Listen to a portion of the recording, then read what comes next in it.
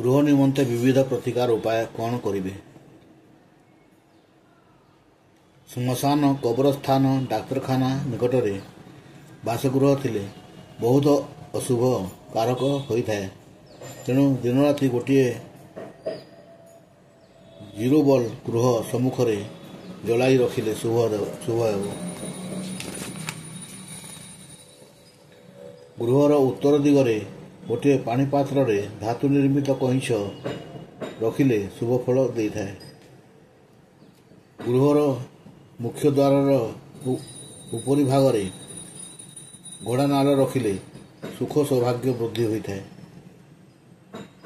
Double bed खट उपरे दुईटी गदी पकाई शयन कले दूरत्व वृद्धि हुए। गोटे खटरे दुईटी गदी पकाई स्वामी स्त्री शोइले मतांतर हुए। तेणु डबल बेड्रे गोटे गदी पकाई शयन कले स्वामी स्त्री प्रीति बढ़े।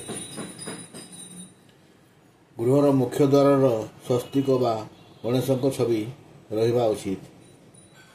शौचालयर गोटे कोणरे गोटे पात्र किछि गोड़ा लुण रखिबे।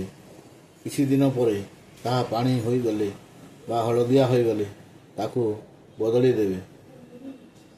मुख्य द्वार बाम पार्श्व प्रत्यह कलश बसाइबे और प्रतिदिन बदलाई देउथिबे।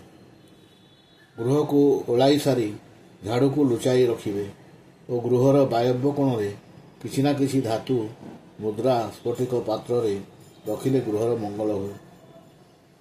दोषयुक्त और दोषमुक्त गृह 9 थर तुलसी रामायण नवान्न पारायण कले समस्त प्रकार वास्तु दोष खंडन होता है। मुख्य द्वार कबाट दुई पटिया भीतर पट को खोलुथबो। चारि कोणिया द्वार हेबा आवश्यक और मुख्य द्वार को अनाई रहितबा हस हस वृद्धंकर मूर्ति कांथरे रहिबा आवश्यक। यह द्वारा मुख्य द्वार दे घर को प्रवेश करुथबा भी शक्ति को हस हस वृद्ध स्वागत करिथांती।